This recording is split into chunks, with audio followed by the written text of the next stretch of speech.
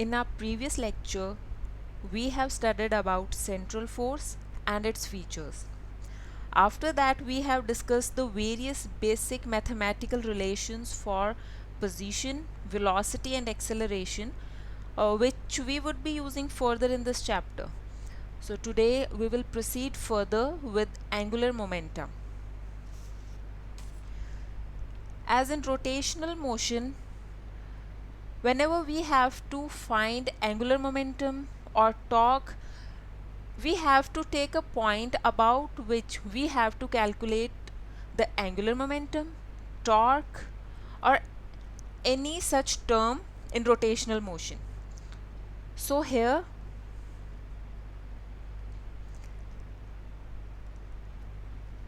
if we consider a system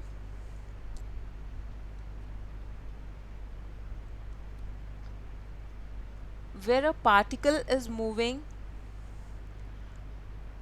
along this direction with velocity v, and this particle have mass m. So as it is moving, we will take a point about which we will be calculating the angular momentum. So consider it on the origin, और हम इसे centre of, जैसे हमारा जो chapter है वो centre of force के लिए है, तो यहाँ पे हम इसको सेंटर ऑफ फोर्स भी कह सकते हैं इस पॉइंट को. सो इस पॉइंट के अबाउट ये जो m मास है ये मूव कर रहा है, या तो ये रिवॉल्व कर रहा है या सर्कुलर मोशन कर रहा है, कुछ भी कर रहा है, बट ये v वेलोसिटी से इस डायरेक्शन में जा रहा है. तो अगर हम इस सिस्टम को कंसिडर करें और ये अगर हमारा x कोऑर्डिनेट है, ये y कोऑर्डिनेट है, so the basic definition of angular momentum L, it is equals to cross product of position vector and linear momentum.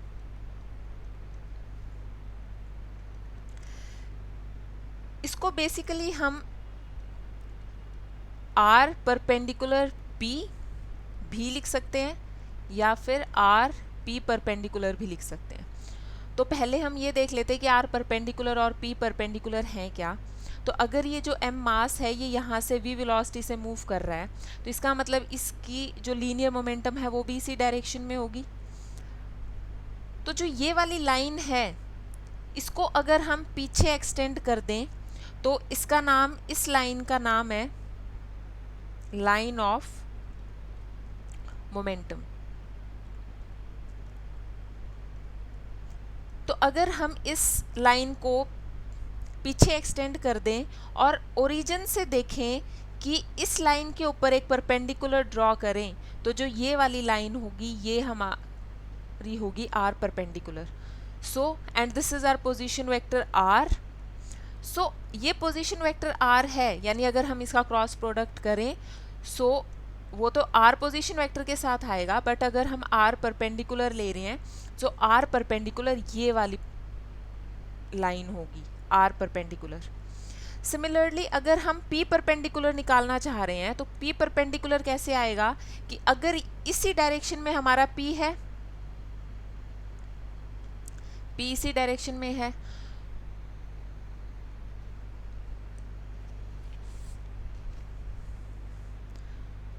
सो अगर हम इस एंगल को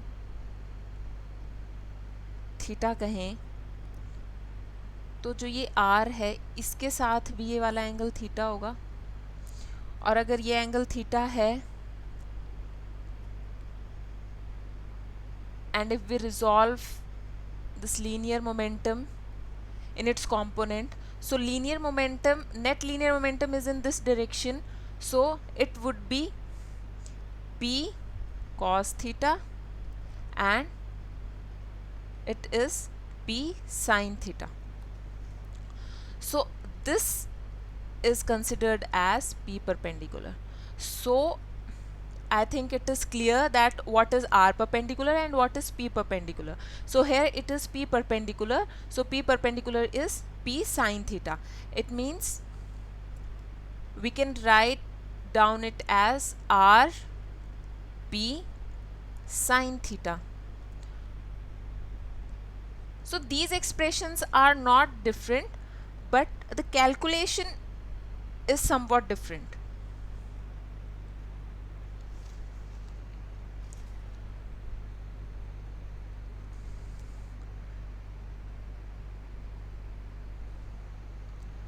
So as L is equals to R cross P, in our present case we can write R cross M V theta.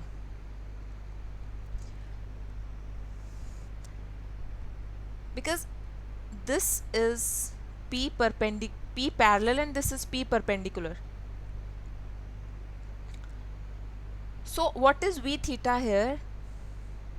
हमने पिछली video में किया कि जो वेलोसिटी वेक्टर है उसकी जो वैल्यू है वो r dot r plus r theta dot theta ये आती है प्लेन पोलर कोऑर्डिनेट सिस्टम में. सो यहाँ पे जो ये वाली वैल्यू है ये हमारे पास v r and this is v theta. इसको हम कहते हैं कि ये रेडियल कंपोनेंट है वेलोसिटी का, ये ट्रांसवर्स कंपोनेंट है. So this is radial velocity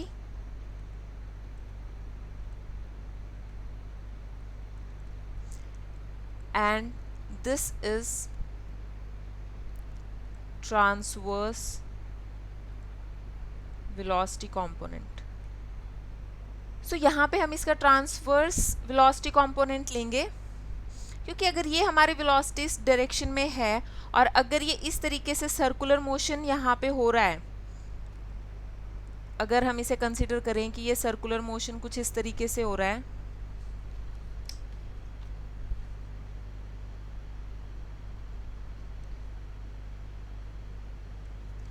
तो ये तो रेडियस के अलोंग है, ये वाला कंपोनेंट रेडियस के अलोंग है और इस साइड इसके परपेंडिकुलर, रेडियस के परपेंडिकुलर तो यही वाला कंपोनेंट है और हमें इसकी ही ज़रूरत है.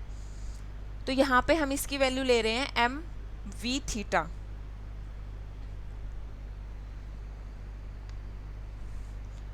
और वी थीटा की वैल्यू आर थीटा डॉट है. सो यहाँ पे हम वी थीटा को r cross m, v theta की value r theta dot put कर दें तो हमारे पास क्या आ जाएगा,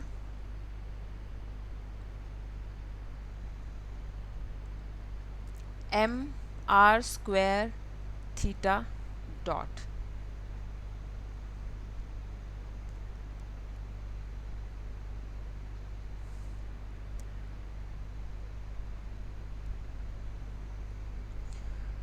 और अगर हम इसको यहाँ पे हमने क्रॉस प्रोडक्ट लिया है तो क्रॉस प्रोडक्ट में अगर हम r के साथ v थीटा का एंगल देखें, जैसे कि यहाँ हमारे पास आया है L is equals to r cross m v theta. So अगर इसको हम ओपन करके लिखते हैं तो हमारे पास r और v थीटा के बीच में angle, this is r and this is v theta, this is v theta. So angle is 90 degree. तो ये हो जाएगा हमारे पास r का मैग्नीट्यूड इंटू v थीटा का मैग्नीट्यूड और m तो स्केलर क्वांटिटी है ही, sign 90 degree. So it would be mr v theta and we know the value of v theta, that is r theta dot m r square theta dot. So we will obtain this value.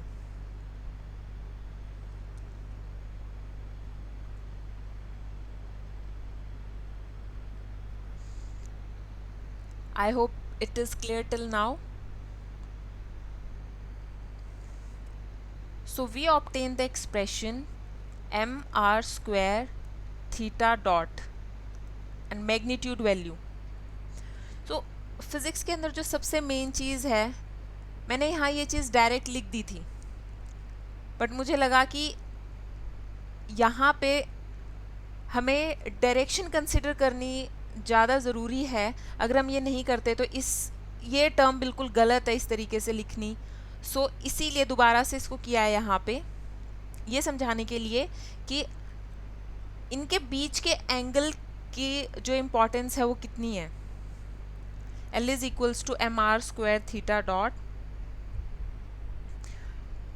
हमारे पास ये value आ जाती है। ये तो हमने किया जब हमने v थीटा लिया।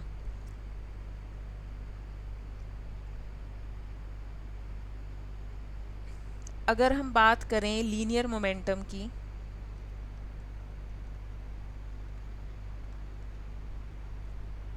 सो linear momentum p is equals to M V. v की वैल्यू पुट करें r dot r plus r theta dot theta cap, so it is equals to m r dot r plus m r theta dot theta. So here also it is p parallel and it is p perpendicular, as we have discussed earlier.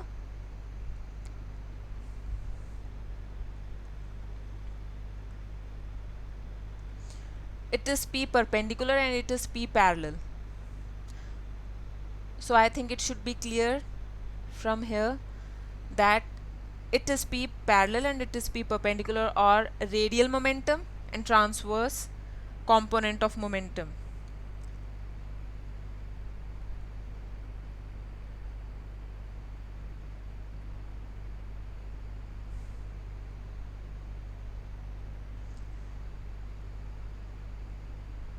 Again, coming back to the angular momentum value, it is mr square theta dot. Here in our previous lecture we have discussed that this term r square theta dat is conserved or constant of motion, or it is constant.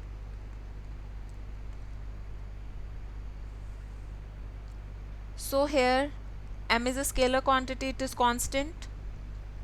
This is constant, it means this whole term is constant.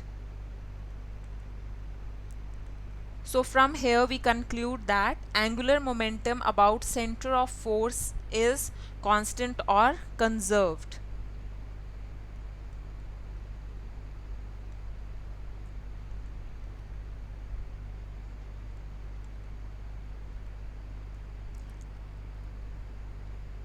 Angular momentum about center of force is conserved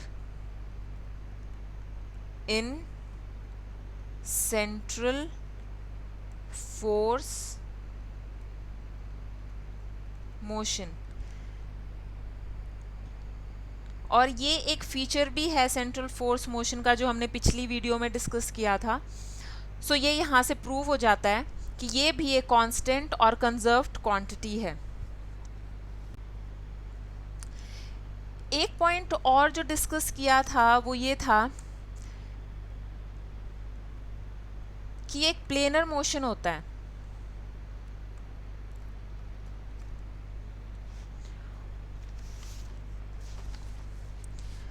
जो point था वो ये था angular momentum से related कि angular momentum about centre of force is conserved and this implies that central force motion is a planar motion. So ये कैसे यहाँ से प्रूव हो रहा है कि planar motion है angular momentum से?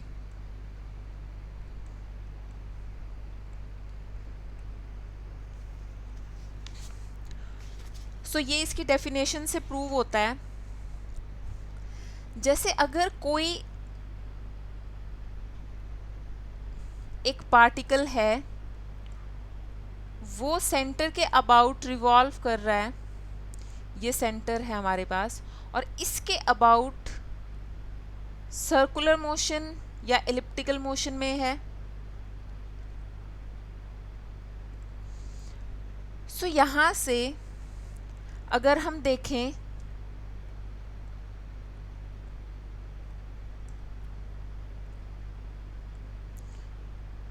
तो ये इसका रेडियस वेक्टर होगा,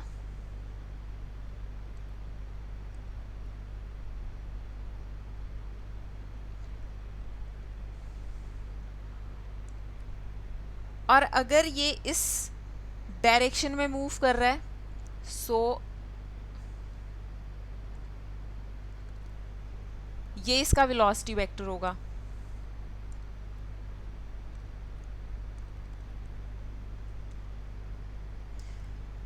ये इसका परपेंडिकुलर वेलोसिटी यानी transverse velocity vector, and this is our position vector.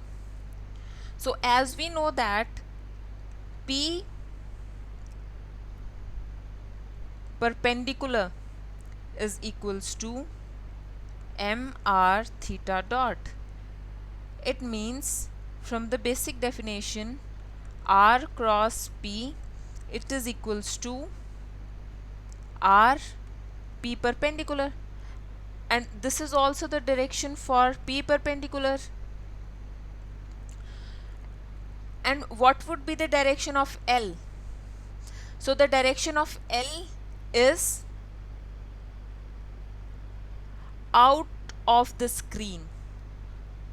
So it will be out of the screen, means making 90-degree angle with this R. It means if we view it like this, and here it will be L, angular momentum, and this is the particle moving with V perpendicular, so it is position vector. So L is perpendicular to R and V perpendicular. So the direction of L is perpendicular to R and V perpendicular. So from here we conclude that this motion is in 2D. So जो ये वाला plane है, ये वाला plane 2 dimensional है। Third dimension के अंदर तो L एंगल L की डायरेक्शन है, सो ये 2 डायमेंशनल है। यहाँ पे ये वाला जो मोशन है ये प्लेनर मोशन है।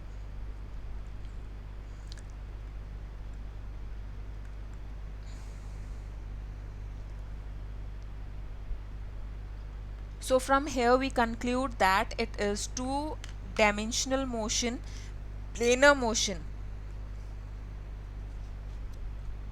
So that's it for today.